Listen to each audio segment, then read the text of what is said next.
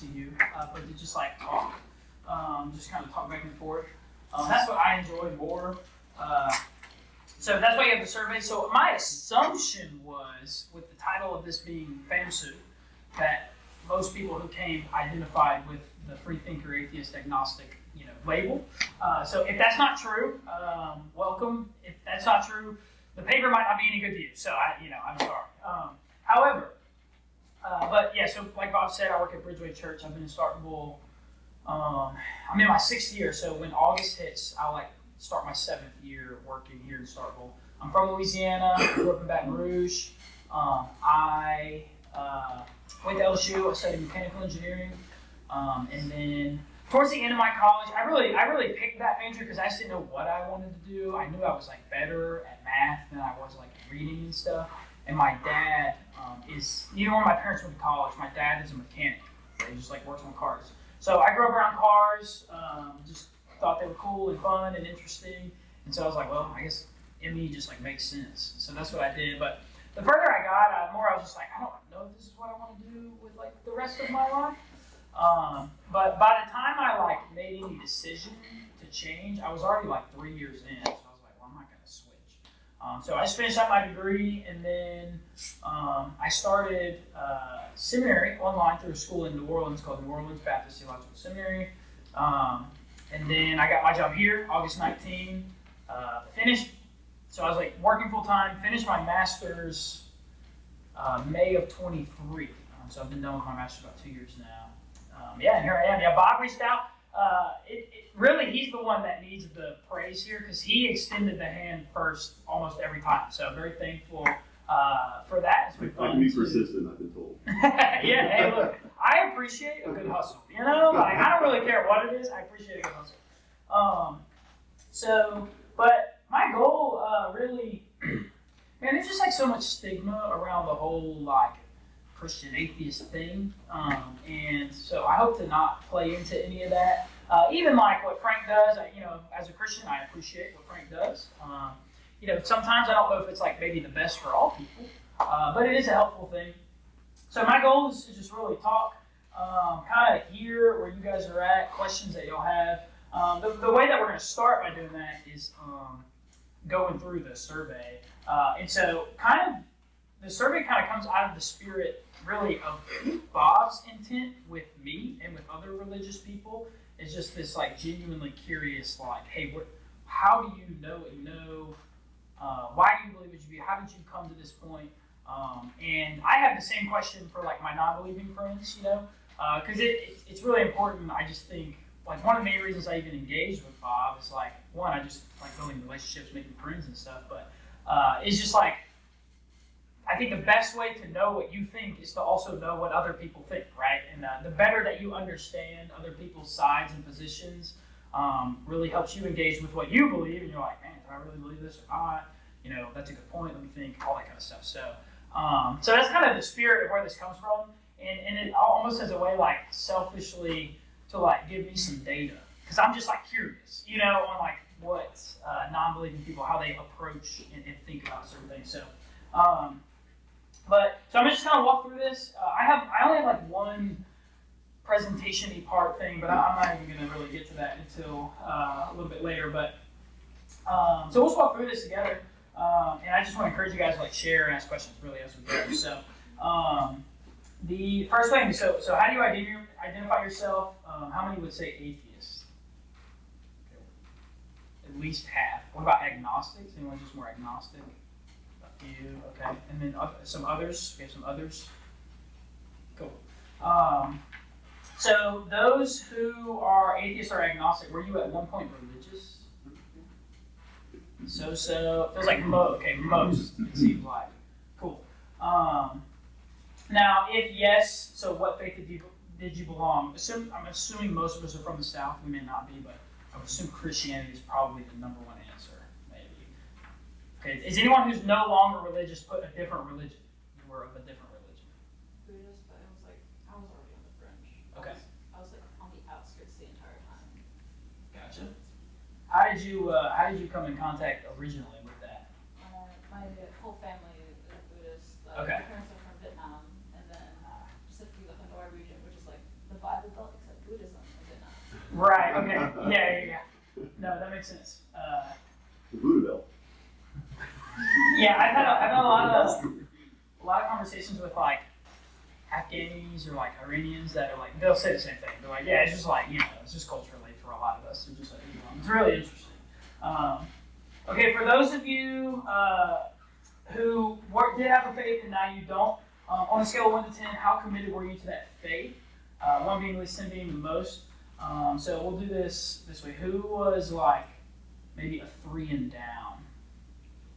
What do you mean by committed?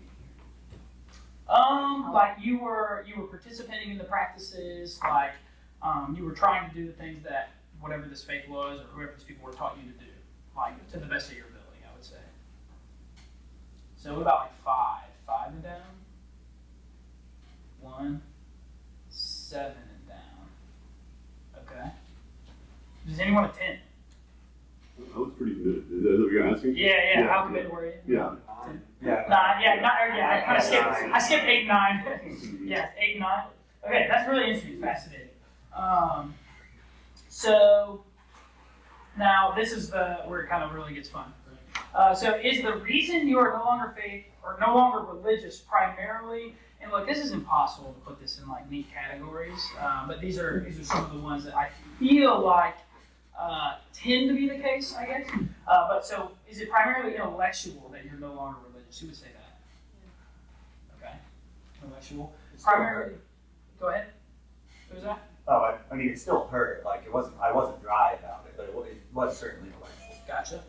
Okay, that's good. Experiential. I know it might be hard to like force into one, right? What about just apathetic or indifferent? Like you just don't really care, honestly. Okay, 1. I was an apatheist. That was like my position for a good 15 years.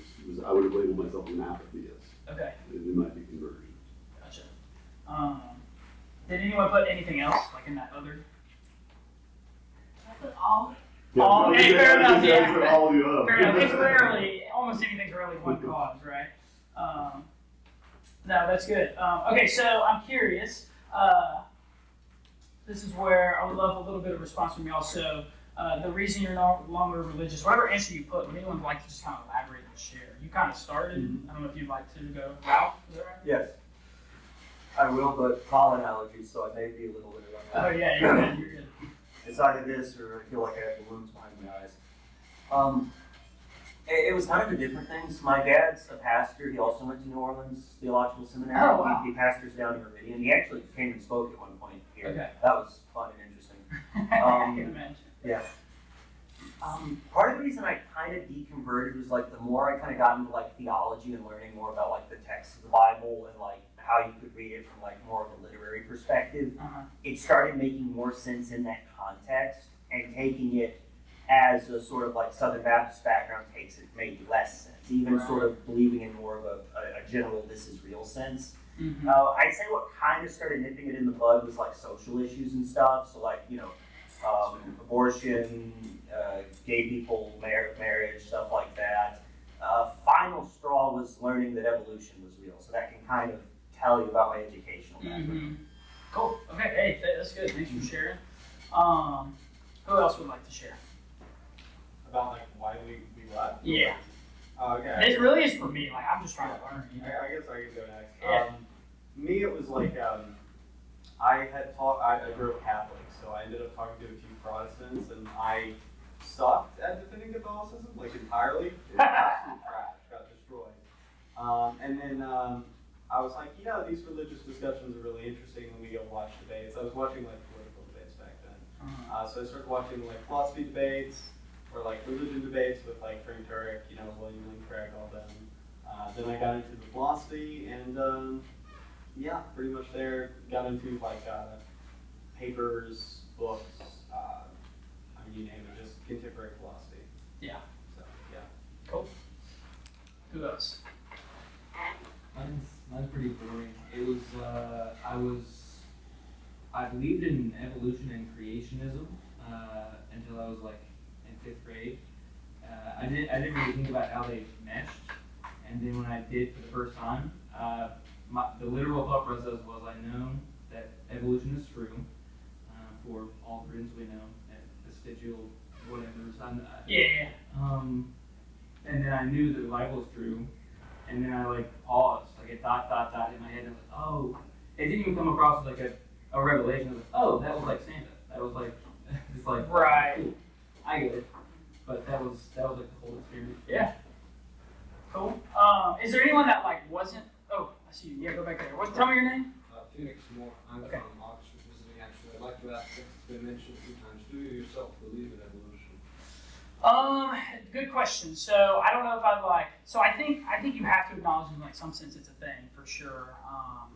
So I actually do think that it is plausible that evolution and like a Christian worldview can go together. But I honestly probably don't know enough to like make a claim one way or the other.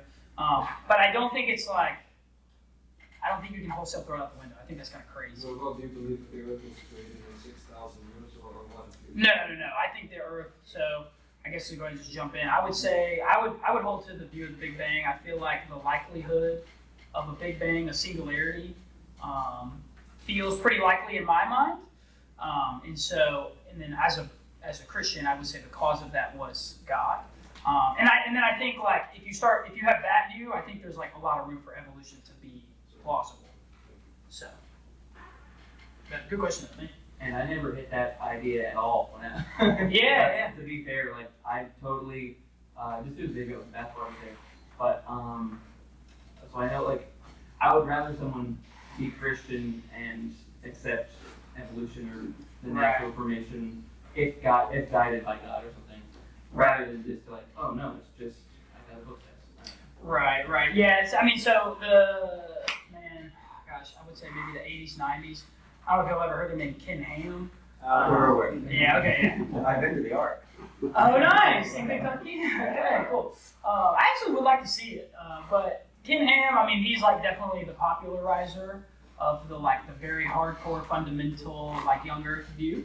And probably no shame to Ken Ham. I think it's been damaging. I think it's probably one of the best ways to say it. Because I just personally think intuitively it just makes so much sense that the world has to be older than 6,000 years, based on all of the different things. But it's interesting. I was told. I remember. I specifically remember having Sunday school teachers. So I grew up in the church. I would say I knew I would say my faith was real in high school. College is when I really got serious, and that's probably a multitude of factors older people pouring into my life, just experiences that I had that were meaningful to me and all this kind of stuff. But I specifically remember having Sunday school teachers that told me verbatim, basically scientists came up with the Big Bang to confuse Christians. And I was a fifth grader, and I was like, oh, okay, So yeah, there's a lot of that stuff out there. For sure. Is there anyone who wasn't religious beforehand that has a particular reason that you stayed non-religious? I feel like most of us raised our hand that we were religious beforehand. So, okay. Cool. And any of these things at any point, you can ask a further question. We can revisit. But I want to get through this. I'm kind of curious. This go ahead. to kind of plug in the back. I'm really interested that we would just talk about your Sunday school teachers.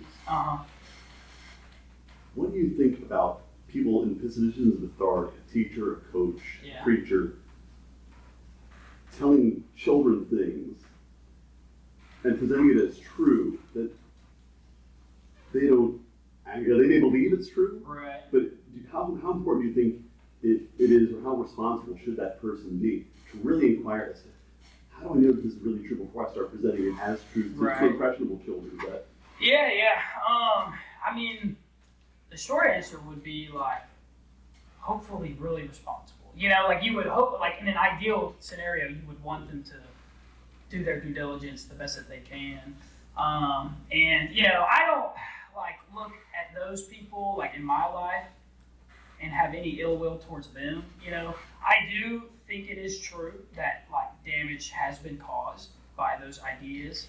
and maybe even unintentionally towards those people, or from those people. So, but there's like part of me that thinks like, I think almost no matter what worldview you have, like, and everyone I think is just trying to do what they think is best. And so like there has to be some sort of like charity and grace given, because it's not everyone's going to be like this hyper intellectual that can search through all the time and all the answers everywhere, you know. And so, but you know, the Bible does say, like James 3 says, you know, you should be careful to desire to be teachers, because those who teach will be judged more strictly. It's like the beginning of James 3. So it definitely should be taken seriously. So I don't know if that's a good answer, but it's a good question. So how many of you would say you had, the next question is, how many of you say you described that you had a negative experience with religion and or church? Okay. 1, 2, 3. After religious for export. Yeah. Okay. Yeah. They could, I don't want anyone to feel pressured. Would anyone be willing to share? Go ahead. Right. So, I actually grew up in Romania, in Eastern Europe, which is more Orthodox Christian than Mississippi is religious or North, for context. Wow, so very yeah. deeply and culturally and traditionally religious country. I mean, a lot of Roman identities, you know, remaining Orthodox in face of the Ottoman Empire, for example. So very strong cultural, religious culture. And then I went to Mississippi. I was really kind of iffy on my own religion. And by 15, for reasons, I was like, yeah, I cannot be religious anyways. And like here I'm at the point where I kind of just learn people that I'm Orthodox, so I get out of the questions because they don't really know what it is. And it's like, That's true, yeah. Yeah, so it's like, he's like Christian, he's fine. Right. But, like, I do remember I first went to a very small county high school and I kind of let off that I'm not religious. And I started getting hounded by some of the people who I didn't really know at all. Like, oh, you should come to church? Oh, why are you not religious anymore? Did something bad happen to you? So like, Right. it kind of actively added to the othering, of being so. Yeah. Yeah, no, that's good. Thank you for sharing. It is so true. I would say, I'm a Protestant myself. I don't know everything, but I feel like I understand it pretty well.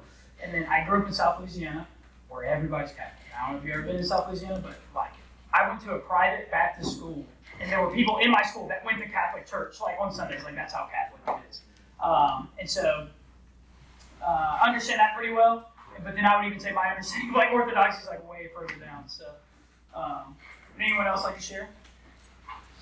I had like some religious family members who were just they gave me a pretty negative impression of religion. Mm-hmm. It didn't affect my personal religion or religious beliefs when I was young. I don't think very much at all. But as I was growing up, I was realizing like a lot of their worst activities and beliefs are either caused by or maybe just they're making excuses with religion. Right. So like classic bigotry, choose one, they were that, and they would use some biblical reason to be that way. Yeah. Or just general like narcissism. Especially don't talk back to your elders. That drove my ass crazy the whole time I was young. Yeah. And I was like, if this is like, part of me was like, if this is like what religion made people do, like this kind of sucks. Mm-hmm. Of course, that doesn't happen to everyone, but it's a weapon. Yeah, for sure. What do you want to say they relate to an experience like that? Semi? A little bit. I went to a school in Meridian called Calvary Christian School, Okay. and it used the Abeka curriculum. Okay, I don't know what that is. Okay, the Abeka curriculum is a very conservative homeschool curriculum. I was told, I'm summarizing a little bit. Is this what the Duggars did? No, they use, Okay. I can't remember, they probably use Abeka, but they also use, it's not Bob Jones, but it's Gothard. Yes, Bill Gothard. That's right, yeah, okay, yeah, I do know that name. Okay. But yeah, I was told effectively in 5th grade, we don't know what photosynthesis is or how it works, only God knows.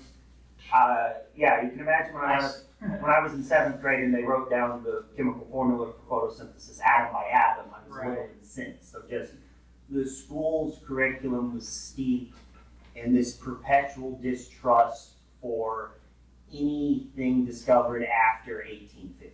It was strange. Mm-hmm. Gotcha. Yeah, I might have to look that up. I've literally never heard that, so I'm curious. Cool. Okay, so the next question, on a scale of 1 to 10, how open are you to the idea of changing your mind about religion? So we'll do this kind of the other way. So who's like 1 to 3, maybe? 1 to 3, 4 to 6. Okay, that's reasonable. 7 to 9. Got some in there. And then is anyone a 10? Okay. Bob, you're a 10? I don't know if you're a 10. I'm kidding. I've changed my mind about science. Fair enough. Yeah, and so I think I've got a pretty good track record. Like Yeah. if I'm presented with compelling evidence, I would have no choice Right. but to change my mind. That's the thing. It's not really like how the standard is high, but my openness is also very high. Right. Do you think it's possible that like the standard could be like too high? No.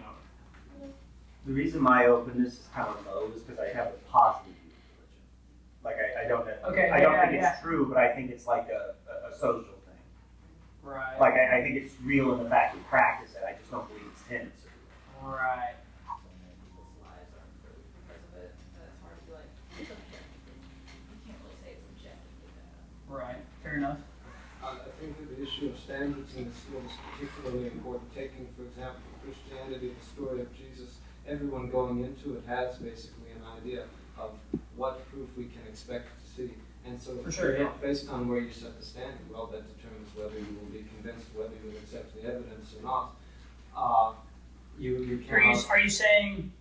So you're saying that people Right, I mean, unintentionally set different standards? no, right? I'm saying, well, if you, you're not going to prove materially conclusively that Jesus was resurrected on the third day. And so Right, based right, on right, where you set the standard. If you demand proof, you're never going to get it. Everyone knows that there's right, so the issue of standards is important. So it can never be conclusively proven, obviously. So that's fine. I mean, if you talk about and there are various other issues. I mean, one was Jesus revealed at one time in one place. Yeah. If you accept that, well, the will of God is unknowable to us, and He is infinitely good, and so on, and everyone experiences sufficient proof of God. Well, if you accept that, then of course you don't need any proof. That is only faith. Right. But as far as if you want to make a rational decision, if you want to do this in the way that you would accept any other idea or anything, anything that someone tried to convince you of in any other field, then you're never going to be convinced of Christianity on a rational, factual basis. So this is why where you set the standards is particularly enough, or where you set the standards is so important. I mean, you are enjoined, seeking you shall find. Well, this is true in any case, right? But Right. if you Yeah, that's good. have reached the standard, you can't. And I'll also say, I don't have a specific standard that it would have to meet personally. It's just, it would have to be convincing to me. That is the standard. Yeah, I right, can't right. tell you exactly what would be convincing. That's totally fair. Yeah. And so, of course, I don't want to get too broad of a brush, but this actually really resonates with like what we saw last night with Frank Turek, Right. where the things that he accepts as proof are, secondhand accounts. He claims these are eyewitness accounts, but we talk about those little scholars. These are not eyewitness accounts. These are secondhand stories of hearsay, and yet he's basing his life and his career on this. And if I were to ask him what would lower his confidence, he would say something like the bones of Christ. He would expect something much, with a much, that's a higher standard Right. than For sure. the standard that he's setting for the stuff that he's accepting. For sure. And that's a problem. That tells me that there's something psychological that's putting a thumb on the scale. Yeah. And Yeah. No, that makes sense. those are the conversations I want to have. I want to know what's the psychological reason why you're willing to set aside epistemological problems and continue to believe in something. Right. Yeah, I do. So I think I think in my my view that's like on all sides. And like as a believer, like I think about like Cliff and Stewart, and like I like admire and respect what they do. What I really admire about Cliff is that he has done it for 45 years before he got famous. Before TikTok, he did because he's just passionate about it, and I just like have to respect him for that. I do think there's like a slight disingenuousness in it. I don't think he as a person is disingenuous or frank. Like I think they, they're doing what they believe to be right. But sometimes the way that it comes off is this very like, oh, well, if you just A, then B, then C, then D, then you get E, and you can believe in Jesus. And I just don't think that that is like the realistic experience for most people. And so sometimes to present it as like such this like easy thing, it's like, well, if you just believe in the historicity of the Gospels, which like obviously as a believer I think there's a decent argument for, but if you just trust the historicity of the Gospels, then Jesus rose from the dead and he's real. Like that's just not the reality of most people's experience, especially those who are like actually wrestling with questions and like maybe haven't made a decision yet. And I think the same is true on the other side. You know, I think like a Richard Dawkins is also like as smart as he is, and as like much as he contributed to evolutionary biology, like he has this, in my view, the same approach of just like, oh, evolution, boom, answer's easy, it's done. And it's like, well, I don't know, Richard, if it's that easy. And so I think there's just like a danger on both sides of like this oversimplified obviousness that I just, in my opinion, just don't find to be the case, right, on either side. So, but just some thoughts that I have on that. So I mean, that actually goes into even the first question. Like, I mean, I answered atheist. I raised my hand on both because I think, being honest, I'm an agnostic atheist. I don't see good reason to believe it, so I don't believe it. But I could always be wrong. I could have my mind changed. Right, like even about atheism, you're saying. Yes. Right. Yeah, Yeah, for sure. That's good. I typically describe agnosticism and Gnosticism as a separate like axis from religiosity or theism. So you can be a Gnostic atheist, just like most Christians, I assume, are Gnostic, but you don't see many agnostic Christians. So that's where I sort of make that little grid of religions. Yeah, no, that makes sense. Sometimes Christians, like Gnosticism, just like is the word that gets thrown out of like anytime you're referring to anything where someone's like trying to hide some knowledge or whatever. You're like, Gnosticism. This is funny. Yeah. And this distinction about agnosticism, about whether we can be truly certain of the whatever it is that we believe, this is relevant to the next point on the survey here, which you can have as fill out and you can have as recycle. Yeah. Do you believe that religion is objectively false? Well, I'd like to ask you, do you believe that the existence of, for example, Zeus and the gods of Olympus is objectively false? I would say I do believe that it is objectively false. How can you demonstrate that? But what I would say, and like, you know, this is probably dissatisfactory, but like, because I think, actually no, let me rephrase. Whether or not that it is true, I believe that Jesus is the only real God. That would be my answer. And then so that's sufficient evidence. Say that again? And so that is sufficient evidence. Well, the belief in Jesus is sufficient to sure. Well, I can understand that. But I mean, the issue with atheism is that because the Christianity is regarded as an unfalsifiable hypothesis. I mean, you can never truly prove materially that he exists. Maybe philosophically, you can, semantically, you can try to, but you can never demonstrate. Right. I mean, show me where is he not? Where is he not? Right. So, of course, we're not certain of this, but we're practically certain. I think that is what atheism is generally taken. I mean, Dawkins, who you mentioned, also, I recall, stated this. He is practically atheist in the sense that he's almost certain that these religions hold no truthful. Right. Yeah, that makes sense. That's also why I didn't answer that question. Yeah, fair enough. And so the next one, I think actually mine are a little out of order on my paper here, because I like copy pasted over and then I changed the format. Is the next one for y'all? Do you believe that two reasonably minded? Is that the one that y'all have? Well, next one After after you effectively false. Okay. How open are you was the last one that you explicitly asked. And yes. And then we have, do you believe religion is objectively false? Is our next one. Is that what I put? Is just a straight yes or no? Pretty much. It was kind of a blank. Oh yeah. Okay. I pulled up my other thing here. Yeah. Do you think it's objectively false or not for you? So who would say objectively false? Who would say just not for me? Now who would say both? I would say neither. Well, I don't know that it's objectively false, but I also don't know that it's not for me. I don't think. Because like if it were true, it could be for you, right? Okay. That makes sense. Yeah. We just comment the general, like we're not talking Christianity. More so the existence of God, I would probably say be the better way to phrase that question. Yeah, but I think you make an excellent point because one thing that's not often appreciated enough, and this is Richard Dawkins, of course, is the just one God more kind of thing. Is that we would both say that we don't believe in Ganesh, right? right, yeah. And probably for the same reason, right? You've not been given enough information to allay your doubts, and that's and so we're on the same page, and that's kind of Dawkins' approach. He just says, okay, so we got this commonality, but I go one God farther. Yeah. So I think so you would so, right. So it is do you believe religion is objectively false or not for you? You said that's more pertaining to God. Yeah, I think that's what I was trying to say Gotcha. because I think religion is like a sociological thing. Like I don't have a problem with it like being real in the sense people do it. I just don't think God is real. Like that's separate. Yes, I think that's what I was really trying to ask. So I appreciate y'all's help on that. Do you mean this explicitly the Christian God or God, the concept? The concept. The Is God as a concept possible? That's debatable. It's so wrapped up in like the Christian interpretation. Like I'd be open to God, but I don't know about God, but I don't think God is real. I'll put it that way. Okay. So would it be logically true that like the reasons that you think like the Christian God is not real, that a God could not exist at all? Would that not be a logical extension or no?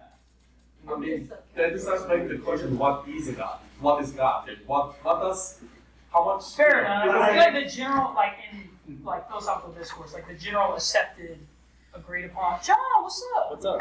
The general agreed upon definition of God is like an all-powerful, all-knowing, transcendent, infinite being. That's like in philosophical discourse.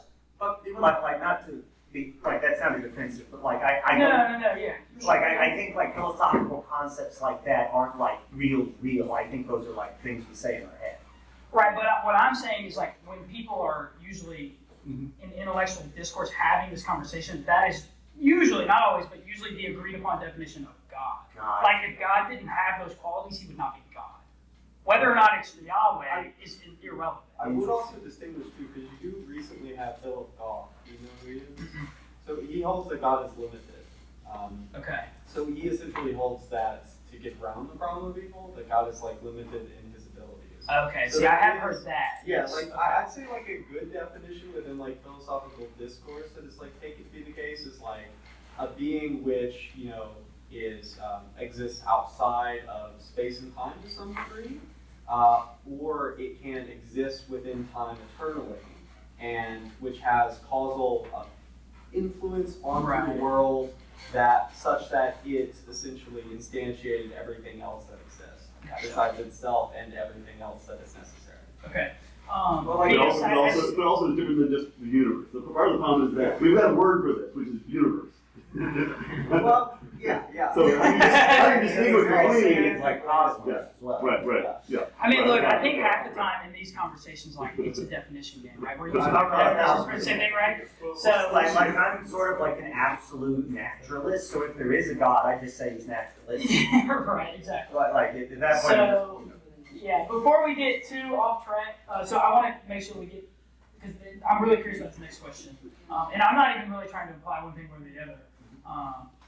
The question existing might imply that I have my own answer to this, obviously. But do you believe that like a sober-minded, well-intended, critically thinking individual can, like two of them can look at the same evidence and come to like different but reasonable conclusions about atheism versus theism? And what I hopefully can imply, with giving me some charity, by reasonable is like, hey, you would look at that person and say, hey, that's an understandable decision that you would make. Like, that would make sense that you would come to that conclusion. Doesn't mean that they're certain about it, but you would essentially like say, yeah, I think it's fair to say that you could come to this answer, you come to this. So I'm curious, what y'all's answer for that? Would you say yes or no?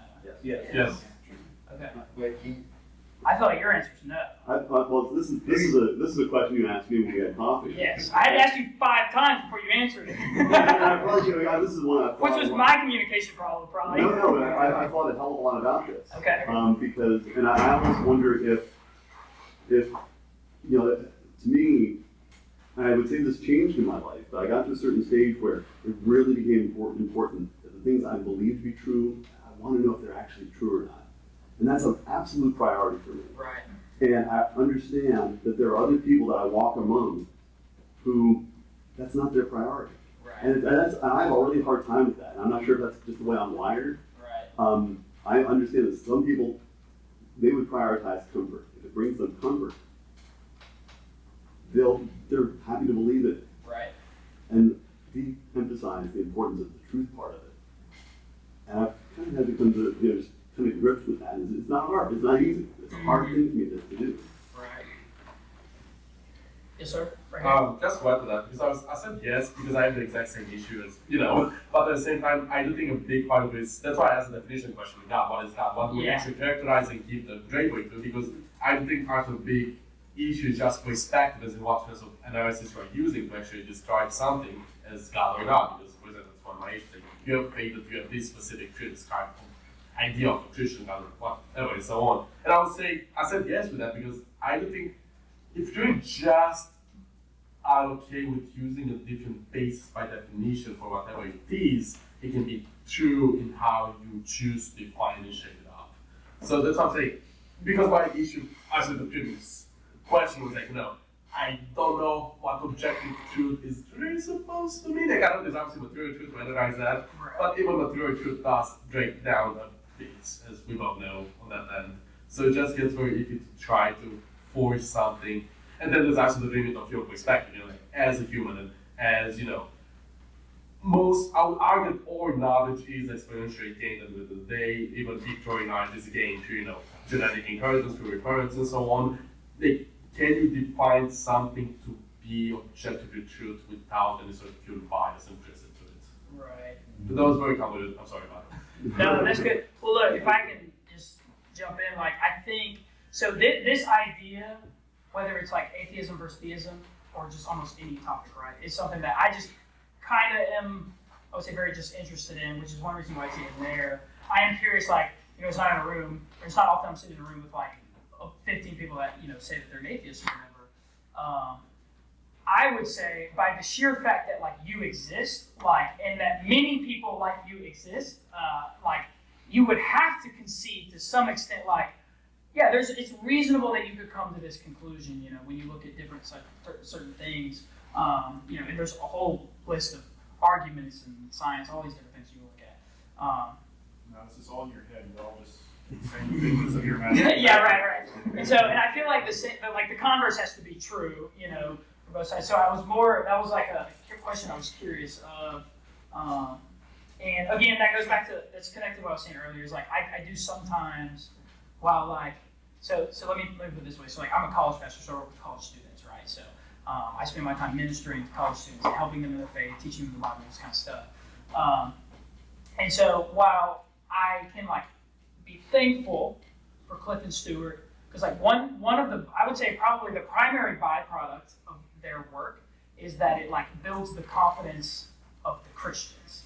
Especially when they come to a place like Mississippi State, where it is more heavily Bible than other universities, right? Cliff's from Connecticut, and so I think that's good. Sometimes I'll have this tension in me because I'm man, I think there's more nuance than that, and I kind of have this nervousness about maybe my own people learning a certain thing, and so it's just an idea that I think is very important that I would argue both sides just have to agree upon to even get anywhere in the discussion.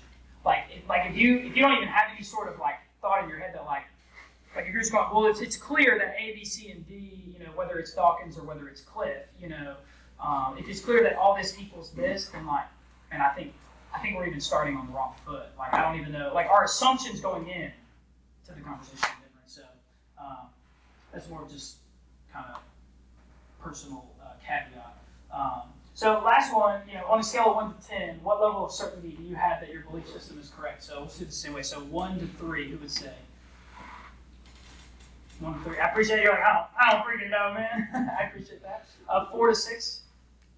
1, 2, 3, 4-ish. Okay. 7 to 9. 9. Would anyone say 10? I would put myself probably in the 79 category.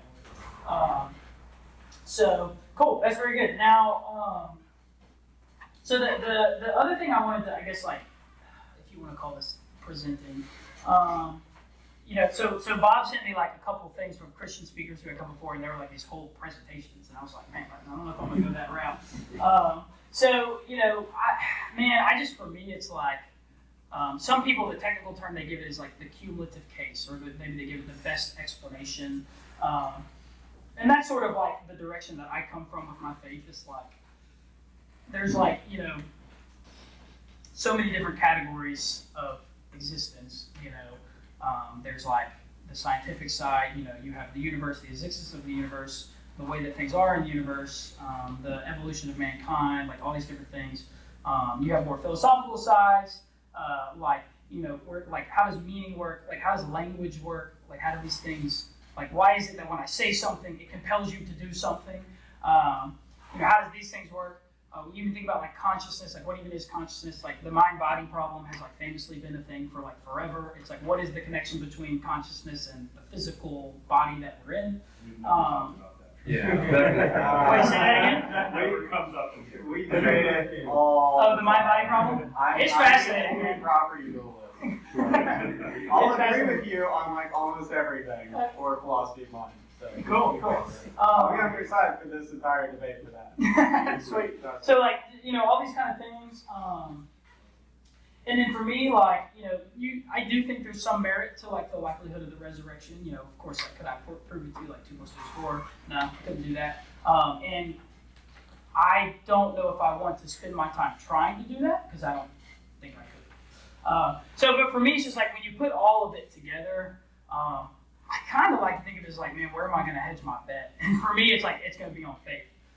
Because there's like this undeniable reality in my life that like I feel like I've walked with God, more or less at different points in my life. And then even when you think about religious experience across the spectrum, like across the world, it's like, there's like overwhelming amounts of religious experience, and it's like, okay, well that tells us something. It doesn't prove anything. It doesn't prove Christianity. It doesn't prove Buddhism. Whatever. But it like tells us something. So I just kind of like take this mindset for me of like, man, all the stuff I feel like in my life, combined with my personal experience, because like that is irremovable from the equation. It just kind of makes me, man, I'm gonna hedge my bet on the Lord Jesus, and so. But the survey, I appreciate y'all even just like taking that, talking to the question is very interesting. I do have a couple other questions that are like aren't on there that are more just like general.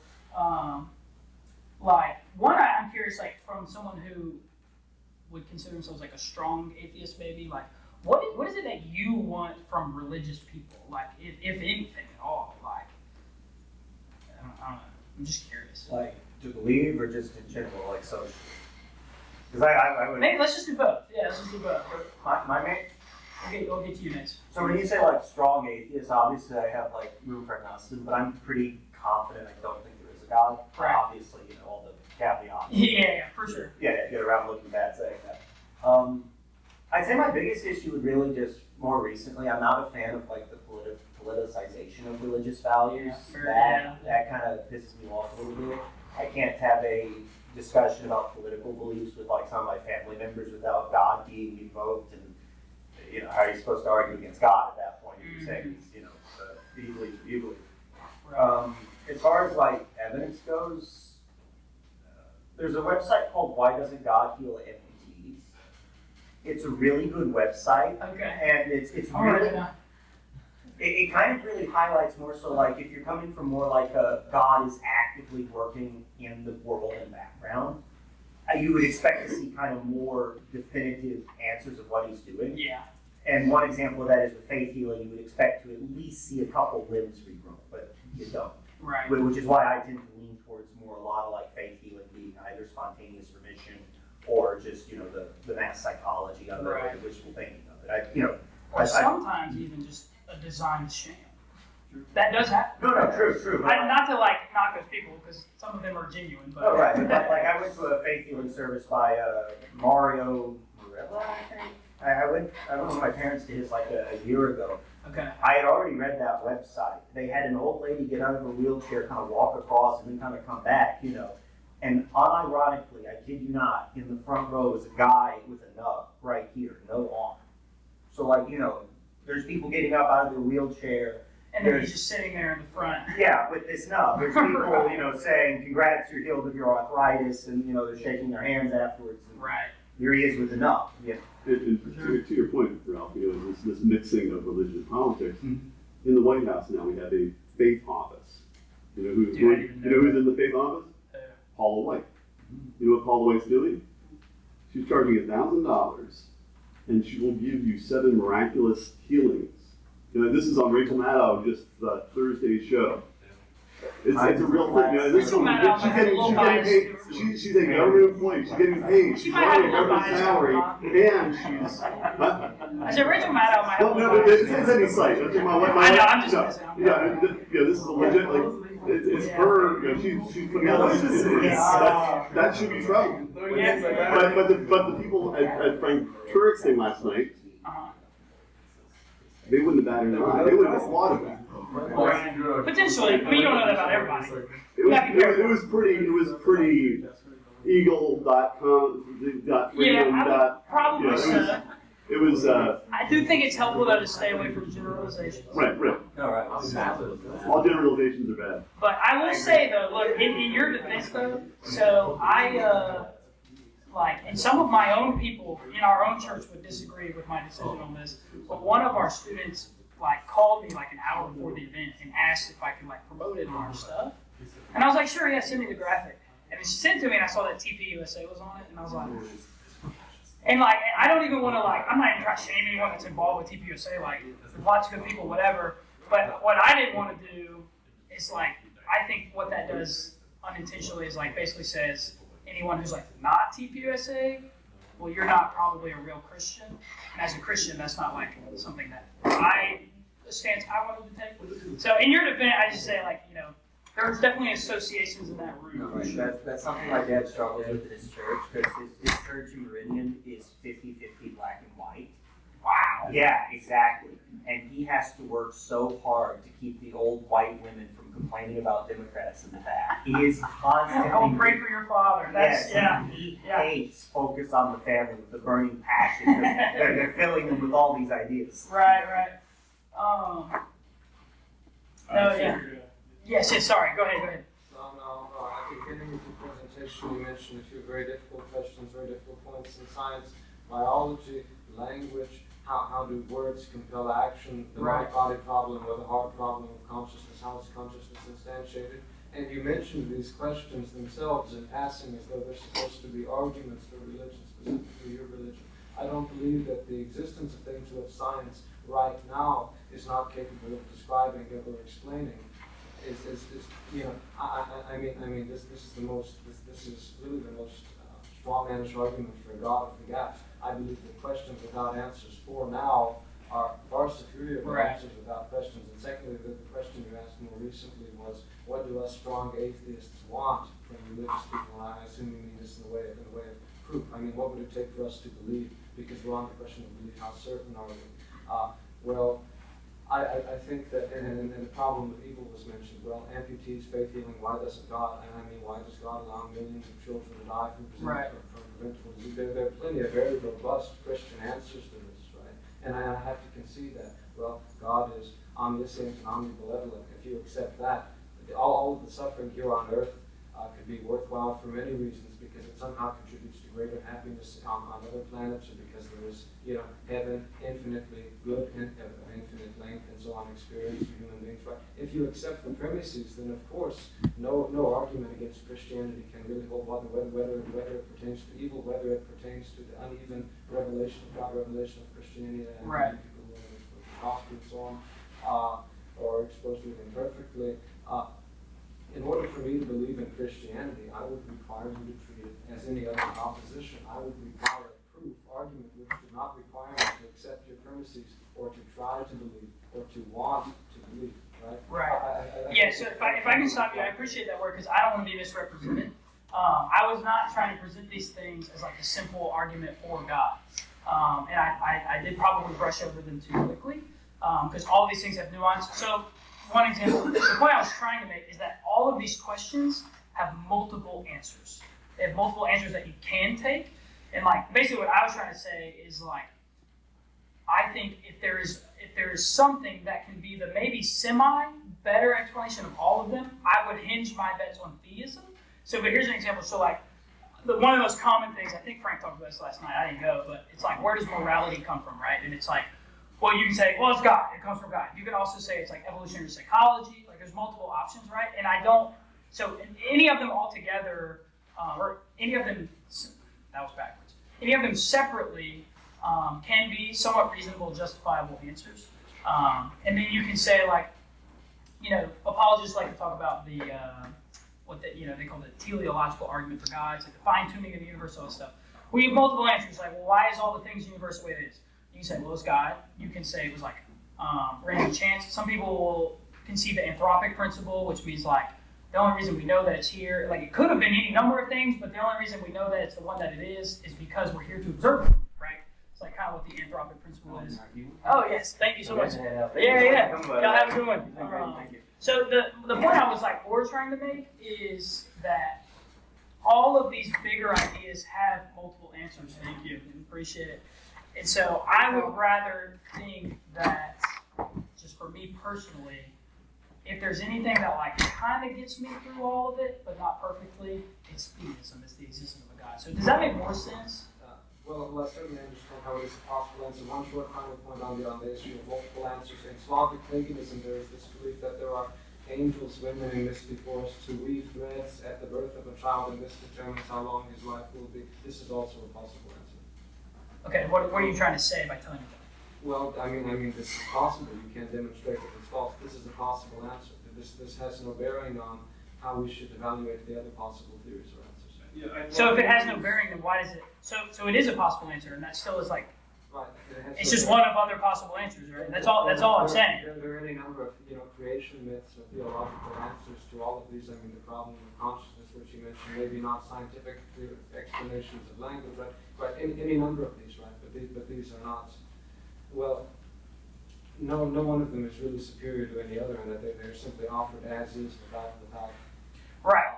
Exactly, I agree. So what I'm saying in my view, and I'm not saying that this is the right view, I'm just saying like to me, if there's one that makes semi the most sense, it's the existence of God, specifically Yahweh, that is the connector between the two.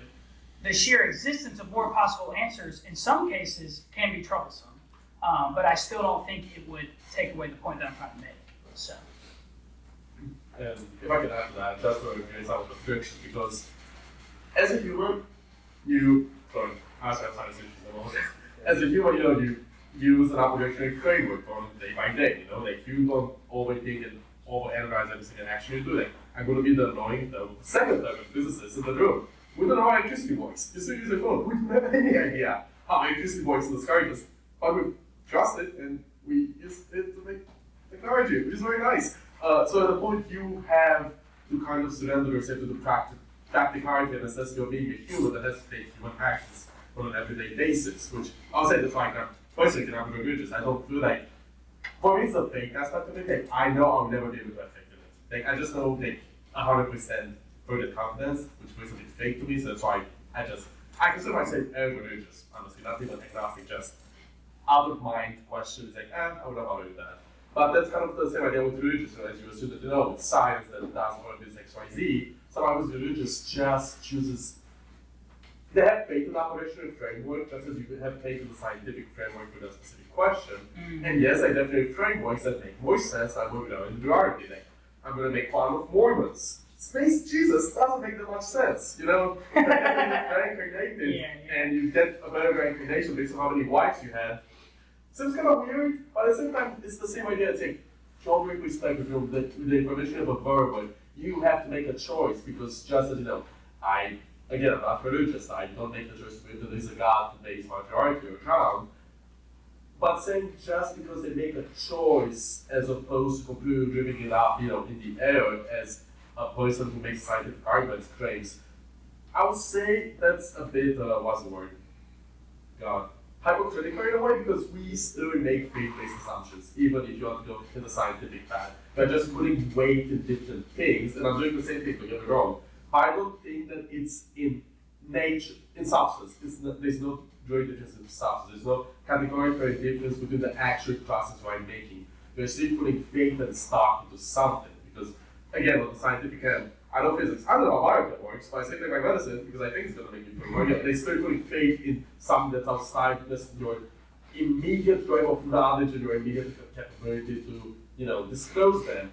And again, I'm not religious, but I do think you are arguing against what you believe by just making the issue of them answering the question when you pretend you are not answering the question, but you kind of implicitly are. I don't think Which- that biochemistry is similar to religion in the sense that all of this is based on human theorization, human experiments. I mean, everything is verifiable. You can replicate, you can test, and none of this is truthful.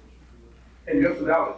The scientific method, you have to always question it, doubt it, and see if something is different. That's a core aspect of the scientific method. You can't.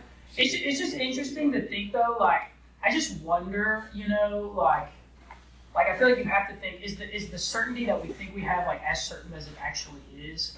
Essentially it's kind of what he's getting at, and like, and that's one of the things we're actually saying, even though, so postmodernism as like an idea set is unlivable. It just is. Speak for yourself. Oh, yeah.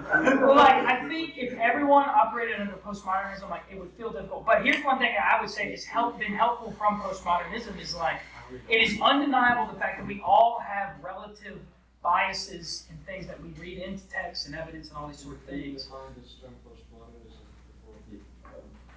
Yeah, it was railed against quite a bit last night. I don't want to define it. Yeah. I mean, y'all can define it. I don't want to touch No, that. okay, all right. So before we chase that rabbit, so here's essentially Every postmodernist will hate me for. here's essentially like what.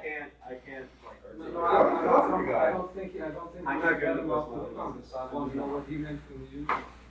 So, I do want to be charitable to you and try to answer your question, but I don't want to lose my point of just like this idea that it seems disingenuous to me to like essentially what he was saying over here. Like we all, like at some point we're creating our own sets of tests, and it is easy, I think, from the scientific side to say, well, religion's not empirically verifiable and all these things. And I think a lot of that's totally fair and true.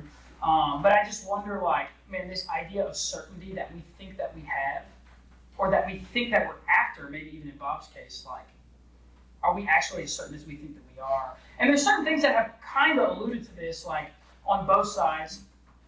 Common famous example, you think about Copernicus and Galileo, right? So Galileo was the one that confirmed with us that the universe is heliocentric, right? And not geocentric. And so, famously, the church did not like that, right? The church did not like when he did that. And Copernicus had done the math, and then Galileo looked at it with the telescope and was like, oh, the math's correct. And the church, persecuted him for that. But eventually, the church came around hundreds of years later and was like, oh, no, like, our official stance on this was wrong. But the same is true, even, I don't know if you've ever read, like, Thomas Kuhn's, like, The Nature of Science and the Revolutions. Like, he makes a similar point, even to science, is like, and sometimes there's just, like, this overwhelming sort of like bias that can be held that is maybe not as so certain as we like to think that it is. And so I think my point is like, man, is our quest, like how are we so confident that our quest for certainty is actually what it's supposed to be, essentially? Is it even possible? I think that's a fair question. So you don't believe, or you think it's a fair question whether anything can be really true? I do. I think it's a fair question. Yeah. I mean, I'm gonna tell you that I think. Believe if you're not sure that truth is possible, I am the way, the truth, and the life. Well, wouldn't that come into question? It would come into question. I can still look and I can adhere that I would say that I believe that it is the true way. Sorry, do you mean? So I might not be wording myself about it yet. I don't think you actually mean that you don't think that something can be true. I think you mean that based on everything else that you aren't convinced that you can be certain that something is true because you don't have complete knowledge. Yes. That's a little bit of a better way to say it. Yeah. And I just wonder, like, at what point is our level or desire for certainty just too high? And like, I don't have an answer to that. I don't know if you do. I can sort of see that. I'm drawing a blank on I'm drawing a blank on like proper definitions of postmodernism because it's been so long since I conceived all this. Like, So the bet, like, if I can, maybe, the general definition is like the period of time and thought that comes after modernity. Yes. Would be postmodernism, right? Which started with some of the guys like Rousseau and Foucault and some of those guys, you know, which like lends towards truth being relative. Okay, see, like I can understand that. To me, it's less of a necessarily truth is relative. It kind of leans into what you're saying about certainty. That certainty is sort of just something we tell ourselves to stop asking questions. And I don't, and as sort of trite and overarching as that sounds, to me that's sort of what like the whole postmodern vibe is about. Mm-hmm. Is just sort of recognizing that even in like these things that are conceived of as these like hard truths, the fact that we are conceiving of them in our heads, not necessarily from a solipsistic view, just the fact that we're bringing in all of our assumptions of what makes it good, inherently makes a lot of things that we would assume is objective, subjective. Like still we can try to, like I kind of like, I need to reread it, but like Carl Sagan's book, like the Demon Haunted World, Science is a Candle in the Dark, Mm-hmm. that subtitle has really kind of been leaning into me recently. The ability to like test and check things and verify it among other people. Right. It's limited. It's not this big bonfire. It's a candle in the dark. It's the best thing we've got, but we still have to recognize its limitations. Yeah, I think that's fair. Yes. If I'm understanding you, I would think in many ways I do agree. Because like, and you think about, you know, there's famous, like Victor Stenger, who's like a famous physicist. Like he's got this famous quote basically where he was like, you know, if science, you know, with like the presence of modern day science, he said like by the year 2000, the belief of God will be non-existent. And it's like, okay, well that didn't happen. So it's like the certainty that maybe we had there was not so strong. And I think that certainty like goes both ways. I just wonder, like, I think for all of us, like, man, when we're so gripped on, like, well, if I had my evidence in the way that I wanted, like, at what point are we just hurting ourselves, you know? Yeah. And I just want to add to that because I think, you know, historical events of postmodernism is an important one because, like, Jean-Paul Sartre is basically the godfather of postmodernism. His context was that he was French too, right? Yes, and all those French guys. And he was part of the French resistance in World War II. Yeah. And he was also Jewish in World War II. And I mean, the big idea of postmodernism is questioning the big narratives that basically just, you know, having a genocide of 6 million Jews and 6 million other kinds of Europeans, the biggest war we've ever seen, climate change, industrialization, living conditions, kind of going down in other ways, despite other stuff.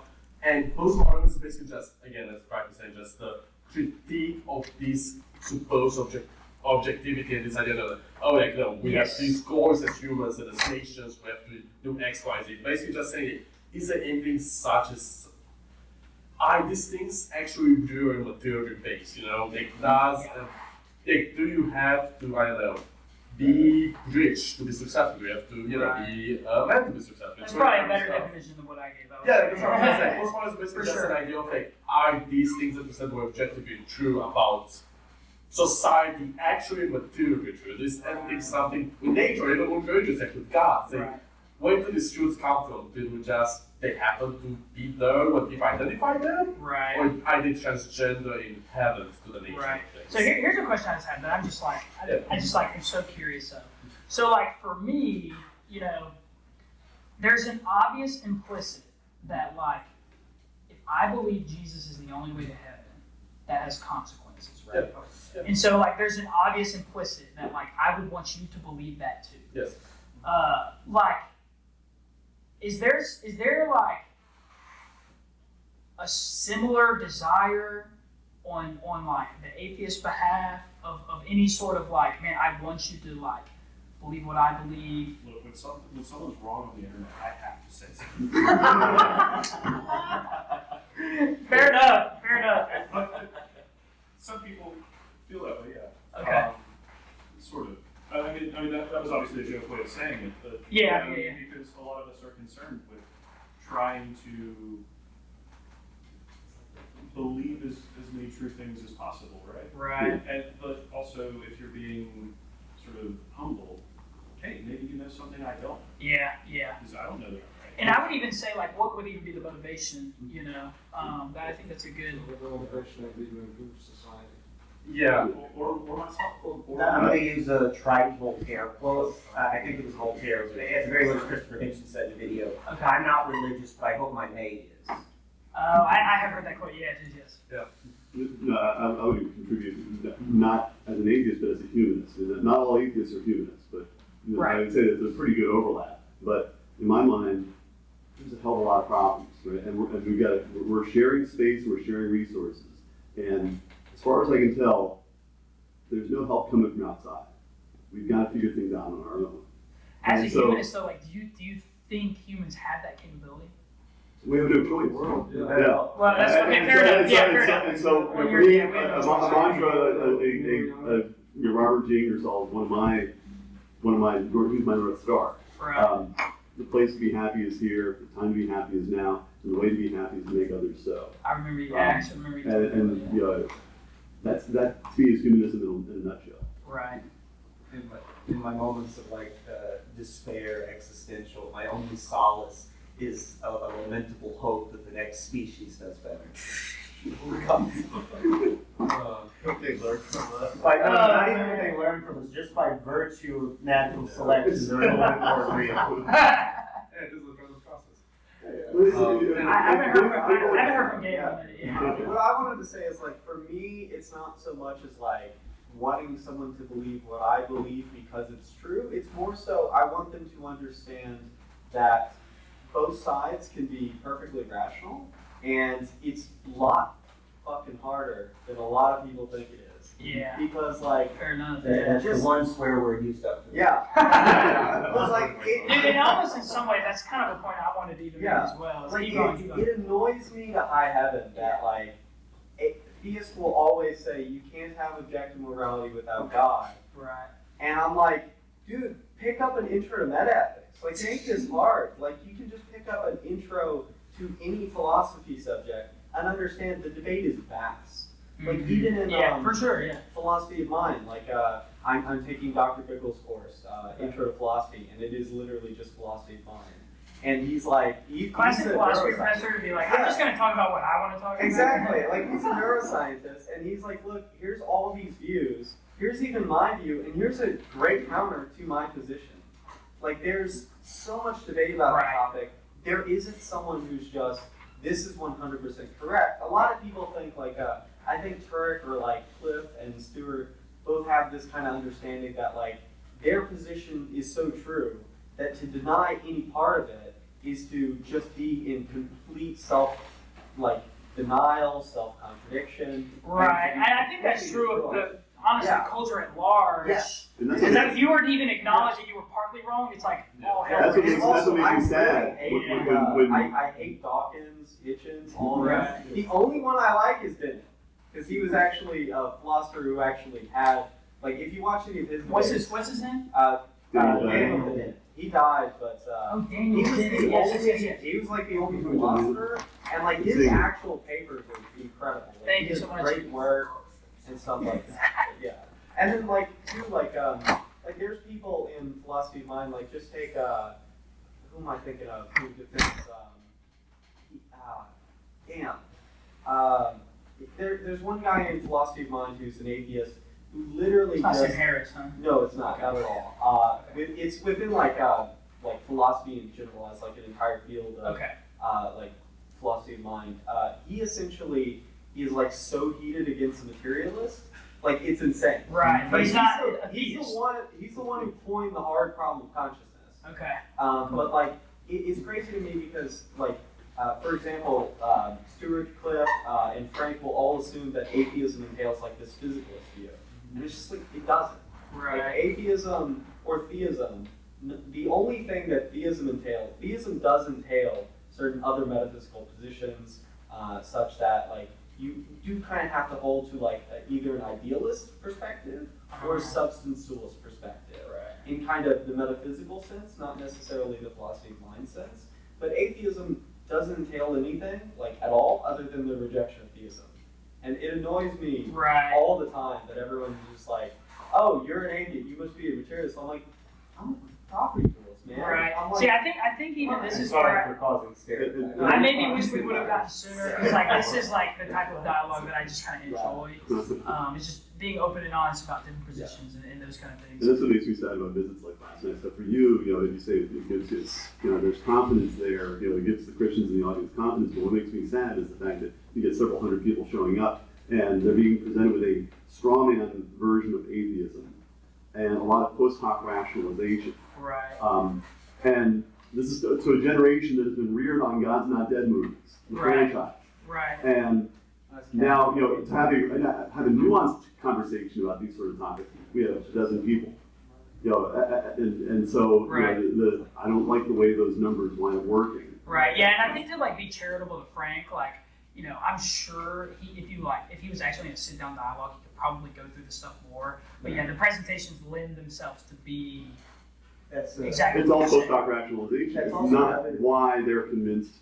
Right. That's another thing I noticed about his presentation is how dated it is. Like, and I don't mean that like in a bad sense. I mean, it not only was his book written in response to like the new atheist Richard Dawkins thing. The first opening example is a Marine who died and a picture of George Bush crying at his funeral. That is something you can only get in like the unique post 9/11 environment of America. Right. So like I think a lot of his response sort of like winds up stemming from that. Yeah. Like in that kind of cultural zeitgeist from that moment. Right. A couple things. Hey, we always get off the rails. For sure. You said that we talk about non-dualism a lot. But also, you said you're a property dualist? I don't even know if I know what property. I know substance dualism. Yeah, so it's kind of very similar. I'll explain later. Okay, yeah, I want him to finish it. But it really is, all of this is going into, I think, what a lot of us, probably all of us, would ask of the religious generally, and all sides, exactly what you said, you know, to believe that sober-minded, well-intentioned, critical thinking individuals can look at the same evidence and come to different Right. I hard agree on that. Like that's all I really want. I appreciate you guys in that. Then, yeah, I would almost feel like if I had a goal, because like, dude, it's just funny, man. And I'm gonna throw my own people under the bus, you know. But like telling them I'm coming to this, like, oh, what are you gonna talk about? I'm like, I'm just gonna try and talk, you know, and just like be normal. That's why there's value to recording these and putting them out there. Yeah, man, absolutely. But I hope that, you know, the fact that we can be a cordial audience, we're curious, we're respectful. Yes. Yeah. So even at Collegiate Day of Prayer, when you came, right? So obviously, after the Cliff Stewart thing, you garnered a little reputation, right? And so when you came, a lot about me and just my guitar. No one knows who I am.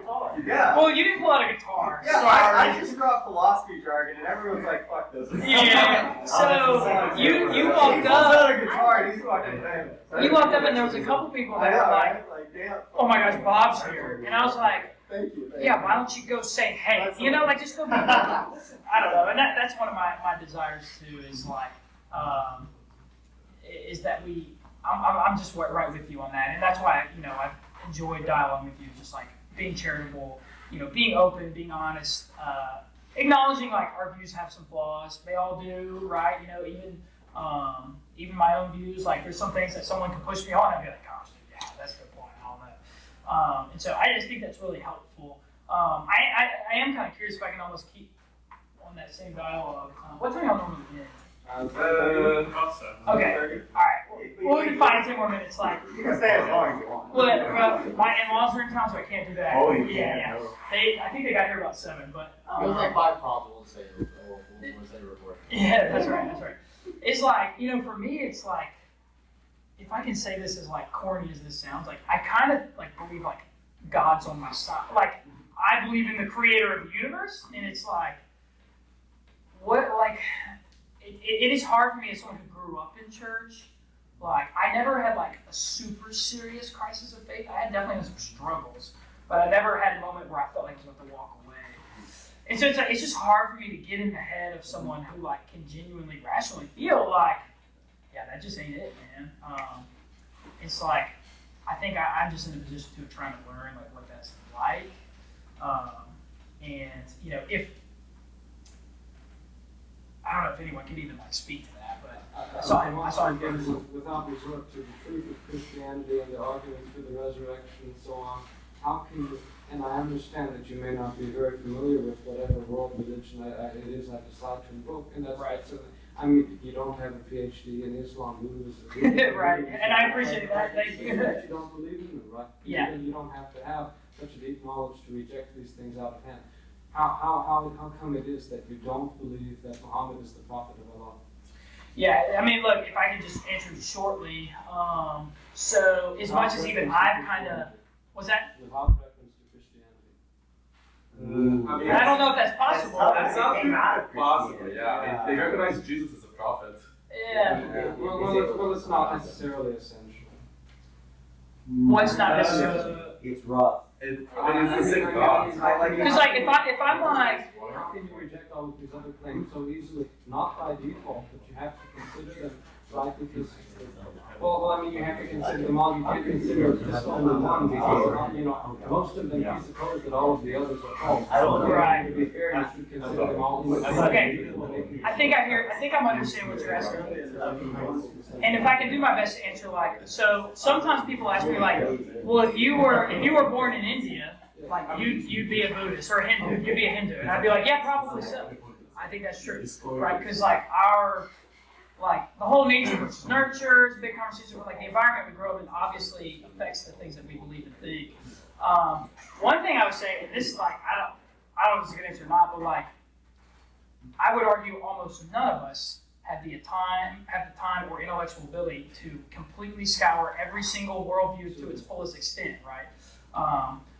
I think I just don't know, and maybe one of them can help me. I don't know. I don't know if I could separate, because I grew up in the church. Like I don't know if I could separate my rationale for Jesus without alluding to him over the other religions. This is not a discussion about where you grew up. We have to evaluate these because most religions deny out of hand all others, right? There's only this one religion, this one God, or set of prophets. Yeah, some of them. You have to evaluate each one independently without presupposing on the basis that Yeah, but I think I'm just trying to make the point that like it is, at least in my view, it is impossible to like 100% remove myself from my experience in my evaluation of this. You're not capable of this. You can't really make a fair evaluation of religions.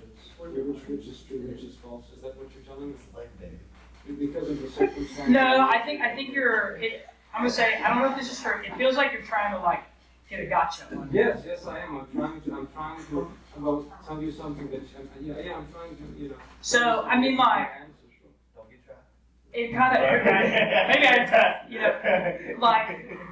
I feel like I can feel like, well, how do you define fair? Like, how do I know that your criteria is the best and not my criteria? How can you prove to me your criteria is better than mine? Like, I feel like you can kind of play that game all day, right? Well, no, I think attempting insofar as possible without reference to the faith tradition in which you were raised, and of course you are steeped in it, right? You're going to have certain innate and unconscious biases, but if you reject out of hand that you're capable of at least trying to isolate these from a rational analysis. Well, that's not what I'm saying. I hear you. That's not what I'm saying. Like, telling me that you're not capable of fairly evaluating which religion is true, which is false. I think I'm capable of fairly evaluating to the best of my ability. And I think it's impossible to do. So, do you think you like 100% rationally objectified the decision that you have made into whatever belief system you have? Yes, I think that my disbelief of Christianity is based on the available facts, the available evidence, based on the arguments that are most commonly presented. So if I were to say the same thing, why is that not true for me? Well, I'm asking you to examine the basis on which you are making other relevant decisions. For example, okay, suppose your acceptance of Christianity is rational. I'm going to grant, of course, you're capable of making that decision for yourself. Right. But with regard to other religions, you're telling me that you're not capable of evaluating them fairly because you were raised in Christianity, because you have all of these subconscious implicit biases. Yeah, I think the same is true. Like, see, the problem is that we can't get around that ourselves. Yeah, That's kind of why me and him kind of lean on the postmodernists. Like the same will be true. Like it's also just as true that someone who grew up in India probably doesn't believe what you believe. Not just Christianity, but also. I love the accusatory point. It's just true. Like I feel like maybe it's not me. Maybe I'm not communicating right. But I just feel like I would have to concede like we have an experience that plays in, and that is like undeniable. I don't think that's kind of one of the whole lies of postmodernism is that you can never say your own background bias. Yeah. The only And I way- think that's okay to say. No, it's fine. The only way to get around it is to I don't actively know. bring them out. I don't If know you if want a you good should video on position. postmodernism by a physicist, I think her name is Dr. Fathom. It's called Gravity Subjective. Okay. And she just goes through the history of how like deciding things like gravity and units and measures were decided by conventions at the time. Okay. What were you gonna say, Bob? No, I was trying to see if I'm on the same wavelength with Phoenix as far as, in my mind, I don't know should be the default position on everything. And it was actually so telling to me last night when I came up to ask my question, and I was hemming and hawing about what question I should ask. I did my water cup trick. Right. And I said to Frank, why is the card staying up? You know what he said? Gorilla Glue. Not I don't. Alright, listen, hold on. Before we chase Frank's bad answer. So, like, I just have a hard time, and like, maybe this is dissatisfactory. I just have a hard time believing the fact that everyone can actually start at the place of I don't know. That just feels impossible to me. Because of like, well, like, I think, I'm not saying it's not, no. Like, so what I'm trying to say is, like, what Bob wants is everyone to have, if I'm understanding right, a seemingly equal understanding, not just a state of I don't know, but an equal understanding of what it means to not know based on whatever experiences that person has had up until that point, and that just feels impossible. Well, you have to try. I mean, what is the purpose? I'm not saying you shouldn't try. I'm not saying you shouldn't try. I just don't know if that's possible. Because even like John Locke famously talked about having a blank slate in our minds, right? And that is like not really an accepted idea at this point, right? No. That we don't just have this like there's like Avishay's falling man or whatever. That's the closest you can get. Yes, exactly. And so like, I just don't know if it's fair to, although important, I just don't know how fair it is to like impress onto everyone that like you have to start from the same position that I started from, which is for you, I don't know. For me, it maybe wasn't that position. But you don't really have to start from a blank slate on everything because there's a different. It's like, is that not? Am I understanding you right there? I think the best when you see a phenomenon like Frank did last night. He saw a phenomenon, he couldn't explain it. He should have said, I don't know. That's the intellectually honest. To be fair, he was cracking his joke. It was a bad joke. But he felt compelled to give an answer. Yeah. Yes. And that's the problem. No, And that's the problem with his whole view. Is that he thinks he's got the answer. Yeah. And he makes a living, and he spent decades of the one life that, as far as I'm concerned, this is the one life he's going to have. Right. He spent 63 years of it telling not only thousands of people that he's right, he's telling his own children that he's right. Right, for sure. And that's a problem. You know, as a parent, as a teacher, in my mind, that's where I problem. get. I guess to my question of, Unless he's right. that gets to my question of exactly right. But that's the question. You're presenting something to be true that you don't know to be true. Yeah. And What were you that's gonna say? yeah. well, so in his example, like he wasn't coming from a position of not knowing anything. Obviously, he wasn't evaluating that based on I have no idea how this could be possible because like obviously he made a guess of how one way it could be possible. Right. But the thing that he should have said is I don't know how you are doing it, and because his knowledge of the situation is incomplete. Right. Yeah, that's a good point. People need to be comfortable saying, I don't know, when their knowledge of something is incomplete, or if they're not That's fair, yeah. certain. And that's the mental hunting slide, which is becoming comfortable with saying I don't know. Actually, is the key to having to say it less. I just think it's interesting that, like, so Phoenix back here asked me, like, can you give me a justification for your belief in this? Essentially by saying, but without using this as a reason, without you, like, why is Christianity true? You say without Christianity. Like, can you prove the other religions are false without using Christianity? Not necessarily. Right, you've explored Christianity deeply and intensely as a result of your upbringing, your education. Christianity holds, of course, you shall have no other gods from me. In order to explore, you talked about many answers. Well, in order to understand more deeply, why don't you consider all of the answers, at least other major world religions, without recourse to the one that you have already explored and accepted? Right. It was just funny when you said that, all of y'all over here were like, I don't know about that. And it's just interesting to me that, like, are we applying the same standard to one another? It's like kind of what. Part of it as well is like how I do that. Is that specific for Islam? Because I mean, it's the same God, like pointing towards like Allah is the prophet, Right. Yes, it's like pointing. I mean, Muhammad is the prophet, and Allah is the God, but it's the same God as the Christian. Not in a sense, in a way, you are pointing to the same object in space. So it's like, because religions are, religions are very interconnected, and also I would say the issue is that you are trying to make a lot of universal statements about religion, so you are asking the same questions basically when you're talking about how was the universe created. So I'm not doing this properly, but I do feel like it's hard to do that in a vacuum. Yeah. They're not Yeah. questions. Yeah. Right. Yeah, it's just, and I hope I didn't come across like insensitive to like those who legitimately are in a place of like I don't know. No. Okay, I think I was just trying to like make the point that I just don't know like if everyone can start at the same spot. It's like you were saying, like it's difficult to kind of like put yourself in the place of like the crisis of faith moment. It's a really sucky feeling. Like it's not fun. Right. But even also on the I don't know thing, I don't know how much of my and other people's positions of I don't know is coming from us realizing like we're no longer convinced of religious belief, and how much of it is just some cultural background we can get. Like That's I'm fair. not sure. I also think it's fair to say, theist or non-theist, atheist, agnostic, whatever, most people in their lives, like you come to a point where you're like relatively somewhat convinced about something, Right. and then you just kind of go about your life. Because we just kind of have to, right? Like we just have to live our lives as is and do the things that are placed in front of us. And like, I just don't think it's reasonable to expect anyone to like be able to explore every single little piece and possibility and like all these sorts of things.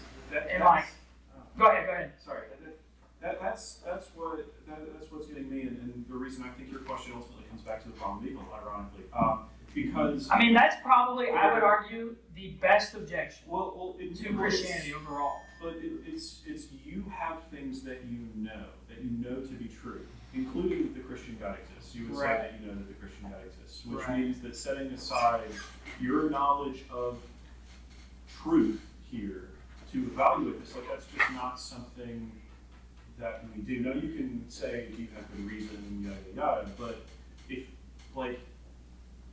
if I know something is true, I'm not going to go.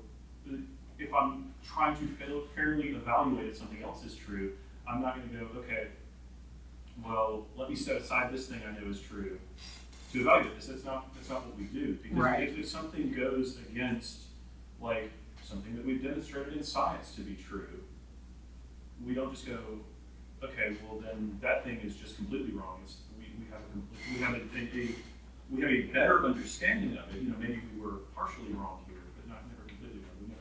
Because whatever you know to be true in the moment is like your standard that you're going to measure the other things by, in a sense. Is that fair to say, then? Yes, and the only time that you didn't know that to be true was when you were first introduced to, in this case, God. So like I think it becomes the problem of evil, because ultimately it's okay. Well, all of these other people believe that their religion is true, and that they have good reason to believe it. So, and your answer would be that, well, oops. Right. Yeah, they were misfortunate enough to be born there. Right. Back to the problem of evil and this other thing about imperfect knowledge of Christianity. Of course, all of this can be resolved if you accept the premises that God is omniscient and omnibenevolent. Evil, for example, this is William Lane Craig's answer. Well, any incidents of evil and human suffering on earth are insignificant because God is omnibenevolent. The universe is fundamentally just and good. Any incidents of evil are fundamentally justified, and therefore good. Right? How can you say that the problem of evil is strong if you accept that you cannot set aside your belief in Christianity and the characteristics which I mentioned of the Christian God? Well, I mean, like, for one, I'm not Phoenix. If I could say one thing, I'm not William Lane Craig. So, what William Lane Craig says and believes is not necessarily what I say and believe. Right. Why do you reject So, it? Why do you think that because it's formidable if you can't set aside these fundamental Christian beliefs? You say that you can't set them aside. How can the problem of evil be significant if you accept them while considering it? I I'm curious. Can I ask you a question? Do you even want my answer? I'm just curious. Yeah, I'm trying to clarify my question. Okay. Because I just don't even know, like, if whatever answer I gave, I just don't know if it would be satisfactory. Well, I'm